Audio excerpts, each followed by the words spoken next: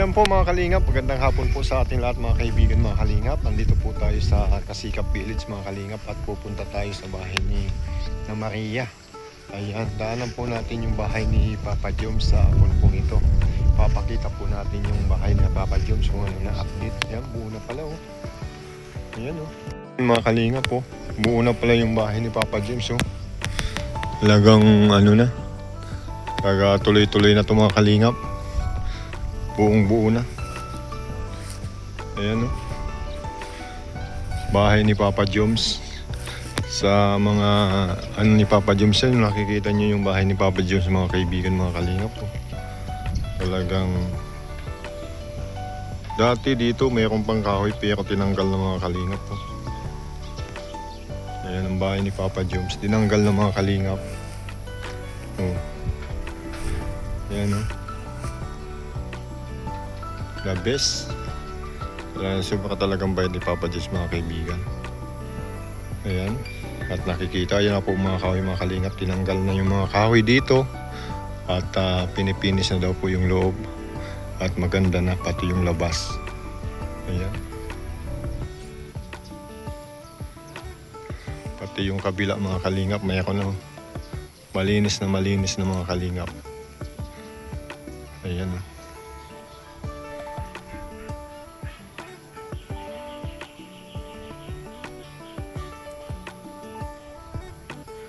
Ayan po mga kalingap. Sana po makita nyo ito mga kalingap, yung mga viewers ni Papa Joms. Talagang yung ating sakalam talagang nagsusumikap para may pagawa itong kanyang bahay. Ayan. At ito naman po mga kaibigan mga kalingap yung bahay ni Baby Carla. Ayan. Ayan yung kay Baby Carla. May bakod na din mga kalingap. Ayan baga yung sa Mag-Agum talagang kapag sineswerte talaga mga kalingap, talagang tuloy-tuloy ang biyaya kapag sobrang bait. At yung kabahitan nila ay ibinabalik din sa kanila. Ayan. Sa mga viewers natin. Ayan. Kay Baby Carla.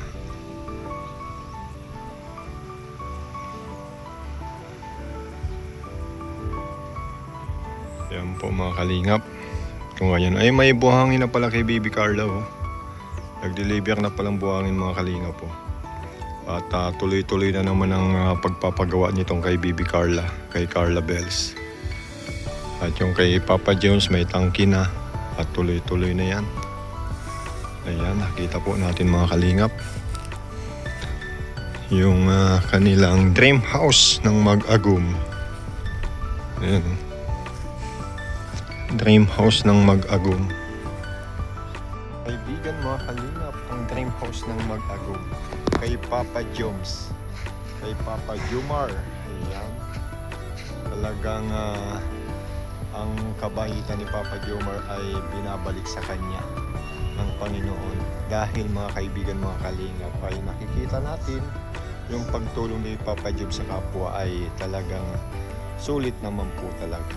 At makikita mo po sa kanilang dalawa, kay Baby Carla at kay Papa Joms ay tuloy-tuloy ang biyaya dahil sa kanilang kabahitan. Tumutulong sa kanilang dalawa dahil sa kanilang kabahitan.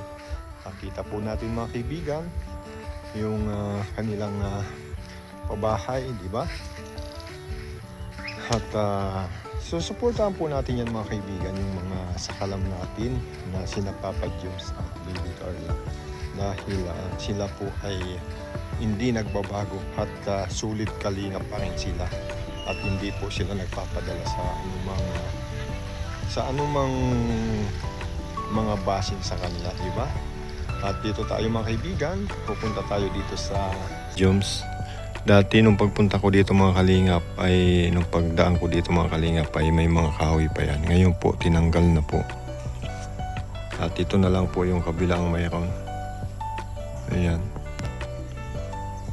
Malapit na po mga kalingap.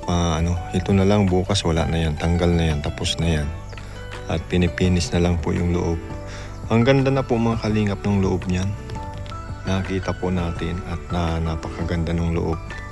Finishing na po yung loob. Ito na lang po na nasa labas na inaayos. Ayan. At yung sa baba na lang, ayan, hindi pa napipinis. Pero yung taas po okay na. May motor na po sa tubig. Kumpleto na po yan mga kalingap. May mga ilaw na po. Ayan, kapag mamiminta na po si Papa James doon, makikita na si Bibi Carla sa kanyang bahay. Ayan. Ayan po mga kalingap. Sa mga taga-suporta ni Papa James, nakikita nyo naman yung mga pinagsisikapan ni Papa James. Ayan.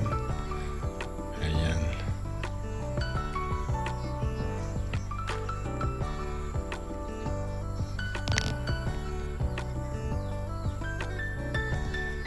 At ito naman yung kay Bibi Carla. Ayan, lapit lang, di ba? Mga kalingap. Oh. May buhangin na po. Dati wala pang buhangin. Pauumpisa naman po kasi natigil po yan. Ngayon po may buhangin na sa bahay ni Bibi Carla. Tuloy-tuloy na naman ang paggawa ng bahay ni Bibi Carla, ang bakod. Ayan o. Cute lang siya mga kalingap. Pintura na lang ang wala sa paligid ng bahay ni Bibi Carla. Ayan. Ang kanyang bubong ay ayos na. Ayos na yung bubong. At yung dito sa may hindi pa naayos. Ditong kabila. Sisimintuin pa yan mga kalingap. Aasintadahan pa. Ayan, di ba? Ayan yung bakod oh.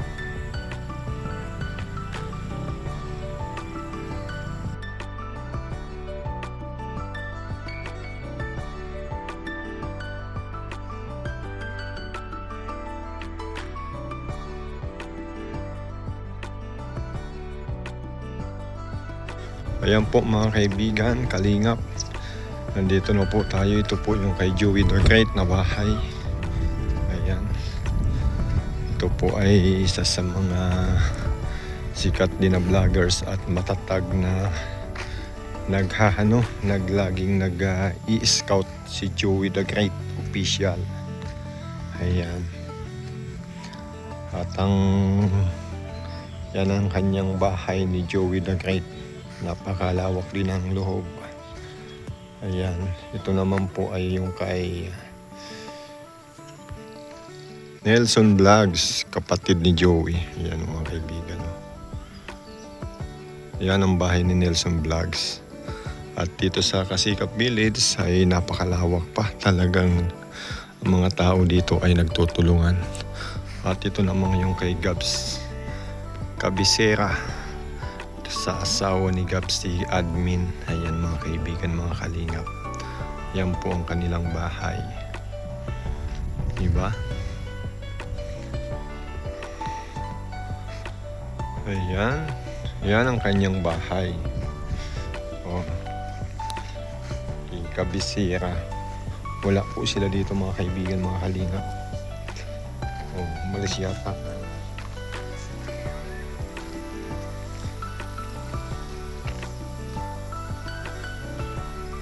Ito po tayo mga kaibigan. Ito si yung kina Maria Cusinera. Ayan o. Kina Maria Cusinera tayo. Ayan o. Dito si Red Nobino. Nagagawa ng tubig.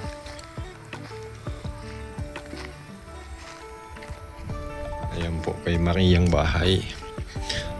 Tingnan po natin yung bahay ni Maria. At ito po si Kuya Red. Ano? Patapos na yan? Wala dan dyan si Maria? Baka nandun kay Tatay Batas? Pero may tubig na yan. May tulo na yan. Tapos na pala. Ano yun? Lalagyan pa ng simento yan? Ngayon po mga kalingap, nagsisiminto po sila ng ng puso. Lalagyan na po ng puso. Dito yan sa bahay ni Maria, ni MK. Ayan. So malakas ang tulong ang tubig niya, no? Pero na may nakaabang pa yan na ano yun, ano yung tawag doon? Yung di makina, ito. Tama po, may nakaabang pong makina. Kapag brand out, pwedeng magbumba, no? Sobrang lakas niyan. Oo. Ayan po mga kalingap. Dalawang ano mo, naabot na sa kabilang grabe. Hindi na-control yung Napakalaki po ng bahay ni ni Maria. Simple lang, no? Kung nangungupa pa siya nito, talagang magagrabe pa siya. Tama din talaga yung pasyon niya na magpatayo na siya ng bahay. Kaysa sa nangungupa. Si Maria Cusinera. Dati nung nangungupa yan si Maria Cusinera, talagang magkano yun? 5,000 yata ang buwan niya nun. Oo. Tama talaga. Mabuti talagang yung pasya niya, talagang nagpatayo na siya ng bahay niya kaysa sa mangupa siya. Laking tulong to na kapag hindi na siya mag-uupa, talagang kanya-kanya na yung bahay na to. Sa bahay ni Maria Cusinera. Siguro nandoon sila kina Tatay Batas. Ayan, mga kalingap. Bayanihan sa sisiminto ng puso ni Maria Cusinera.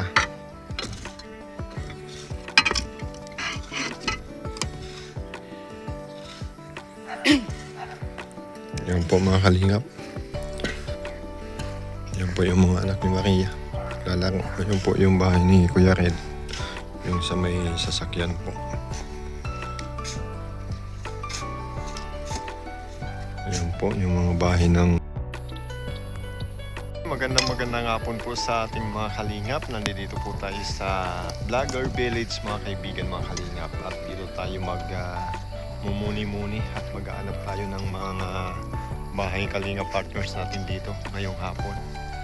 At dito nga napunta tayo sa bahay na MK at nagbabayanihan silang lahat dito sa kanyang puso sa apong pong ito. Tara na mga kalingap, samahan nyo kami. Samahan nyo ako sa apong pong ito. Tara na. Ayan po. Natapos na yung puso.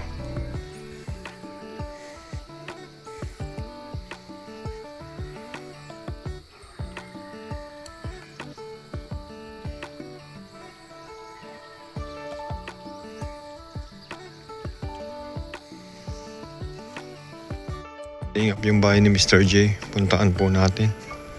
Ayan. Papalapit na tayo sa bahay ni Mr. J. Ano, madaming tanim? Anong tanim niyan? Si admin, mga kalingap. Ito po yung bahay ni Mr. J. Ayan. Mr. J. DPC. Mr. J. Bahay ni Mr. J.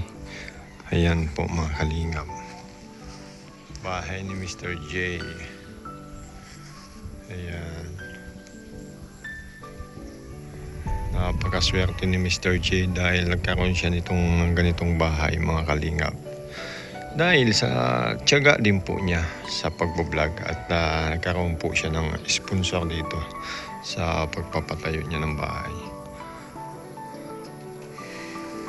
Ayan.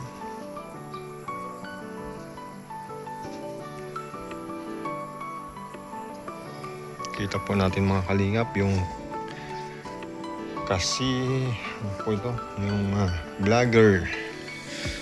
Kasikap vlogger. Ayan. Village. Ayan. Ito, ang dami na dito nagpapatayo. Yung sa likod niyan yung kay Krista. Yung lupa ni Krista yung nasa kabila mga kalingap. Itong nasa kabila nitong harapan natin. Yung kay Krista naman yan. Hindi pa po pinapawumpisahan yung kay Krista. Ayan. Ayan po mga kalingap, maraming salamat po sa mga nagtangkilik nitong video ito at ng aking upload sa vlog ko po ito dito sa Kalingap Village. Vlogger Village pala, sa Vlogger Village mga kalingap. Ayan.